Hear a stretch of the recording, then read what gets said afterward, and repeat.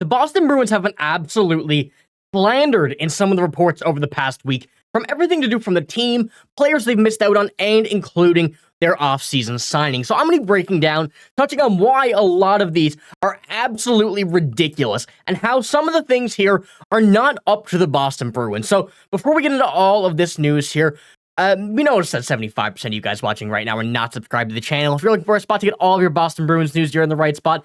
Hit the sub button and join me here on this channel as we cover everything. And we're still waiting for that big Jeremy Swayman signing at this very dead point in the offseason. But we're still getting a lot of reports like this where people are making up rumors, making up reports and saying the Boston Bruins did absolutely terrible in the offseason. We're going to start off with this first one here, which I got to say is one of the craziest articles I've seen in this offseason about Nikita Zadorov. And this is one that he's been called out saying that he will not be a good fit with the Bruins. And to me, what they're saying in this article, what they're trying to get at and say why he's not ready for this team is just absolutely ridiculous. So let's get right into it here with the first little bit of this before we get into my explanation as to why this is wrong. I'll pull this here up on a bigger one. In some ways, Zadorov will probably work out for the Bruins and might even end up a popular player given his style of play and how it might align with the Bruins' mentality if put into the right role. He might actually be really effective. One thing that we kind of all expected is that he will be an effective defenseman. He's going to be the guy that we absolutely need. Player that fits the role that we've kind of been missing on the blue line over the last few seasons, and he's going to fill that line very well. But continuing on with this, that correct role, however, is probably more of a third pairing role. But given his price tag, $30 million over 6 years, the Bruins might be eyeing him more of a top four defender who is expected to play a major role, and that just might end up exposing some of his limitations and give them a case of buyer's remorse. This might be a case of a solid player put into the wrong position with a contract that isn't the best value against the cap. And that's one thing that I think we've acknowledged here at this point, and a lot of people are still continuing to say is that Zadorov's contract is a lot bigger. A lot of it is to do with how he did last season, but a lot of that is to do with being a very, very big need for the Boston Bruins. A really, once again, big defenseman, solid on the blue line, can put up a bit of offense, but not really what he's known for. But his presence on the blue line is really what makes people kind of weary of him on that blue line and that pairing that he will be on with what is likely going to be Charlie McAvoy. And I'm going to pull up the stats here, as I mentioned. Not really the most offensive known player, 20 points in 75 games for a 6'6" defensive defenseman. You really can't complain about that. The big thing to note here is the 17 minutes time on ice in last season. This article, which is from Bleacher Report, so I think that might have a lot to do with it as well, is saying that he is not going to be a first-line player and likely, would be that bottom line pairing or a middle pairing on the defense. And that is absolutely not what Nikita Zadorov is. Zadorov is not a bottom line defenseman anywhere in the NHL, no matter the situation he's in. He's too good of a defenseman to put on that bottom line. He's too crucial to whatever team he would be on to be in that bottom position. But I'm going to pull up the defense here, and we know what this is going to be looking like. I've shown this in a lot of videos recently. This is probably what we're going to see opening night, unless there's any changes somewhere. But this is pretty much the set lineup we have. And having Zadorov and McAvoy is an absolutely crazy first line to have. One that a lot of teams are not going to want to come up against, and one that a lot of teams are going to have to try something different to work around.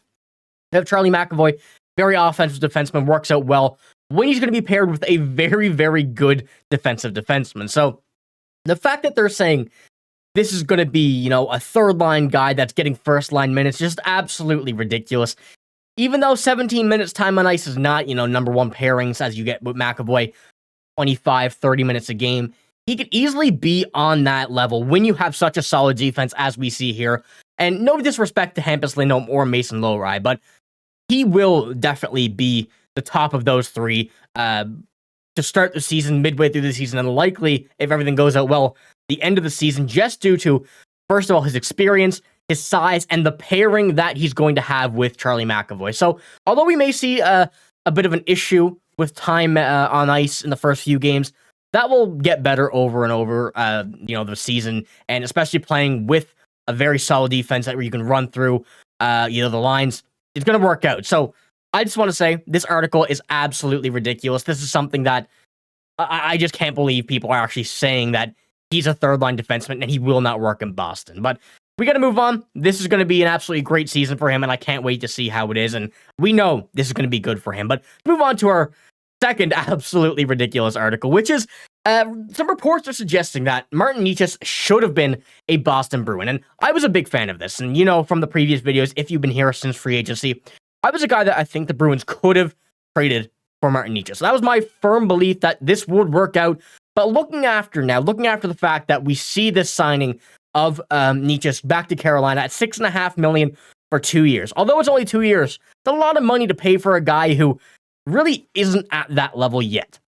And that's not saying he won't reach it, but for what the Bruins would have had to trade, would have had to give up to be able to get a guy like him, then on top of that, sign him, there would have been some issues in that whole system. So let's take a look at this article here, saying Elliot Friedman also kicked around the idea on 32 Thoughts, the podcast, that the Boston Bruins had interest in Necas from a Linus Ullmark deal, which ultimately he was traded to Ottawa, and nothing played out after that. Necas is a very good player and capable of offensive forward. His 53-point last season tied with Teuvo Teravainen for third on the Hurricanes behind Aho and Jarvis. Moving Necas now would have ideally netted Carolina a solid return in either prospects or young NHL players, even though he wasn't traded this offseason. Feels like a situation that is unresolved. And, you know, going on to that, I know that's more of a Carolina standpoint, but still, looking at this now and looking back on this and what we would have had to give up in a trade, the Boston Bruins simply didn't have the prospects or the young players that they would have really felt comfortable giving up for Martin Necas. You know, you have Fabian Lysell and Georgi Merkulov. A lot of those guys really have the still unknown factors, mainly because they haven't had enough time, if any, in the NHL. So the Bruins didn't want to give up someone who had a lot of potential like that for a guy like Martin Necas, who, first of all, once again, they would have had to sign. Would not have worked out, especially with this little bit of issue we have now in the cap space. Still, even though it's 8.6, no Jeremy Swayman yet. So having to figure that out would have just really been a big pain that the Boston Bruins really didn't want to go through and have to deal with. But also the forwards. We know that this team is very, very good on the forward side of things. We're okay with it. And adding another top center, which, although we didn't have last year, would have created a few, a bit of a cluster of players in the forward side of things, where you're going to have people getting taken up in their position that rightfully they should be. We know Charlie Coyle is going to be a centerman, second line centerman for right now, at least. We have Matthew Poitras as well, and the whole center situation still is working out fine now that Elias Lindholm is here. But, you know, Necas isn't really the guy that you would pass up on, but he's really someone that you wanted to be vigilant on. And I think the Bruins made the right decision. And although I did say I'd love to see him in a Bruins uniform, ultimately, I'm very happy that this is the case. He's not in the Boston Bruins.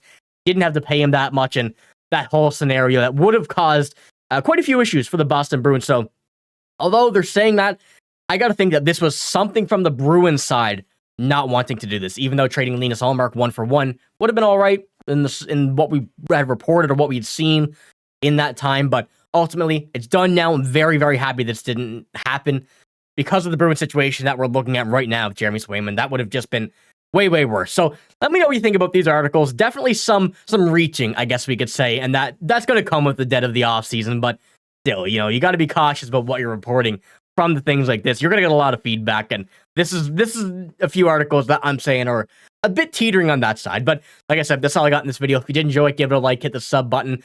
Keeping a lot of news, trying to get it here. You know, it is a very dead point, as I mentioned, but we're still going. Let me know in the comments if you want to see any types of videos, any different stuff. You know, we will definitely try to incorporate it. But as I said, that's all I got. So I'm signing out. Thank you for watching. Hope you have a great day. See you later.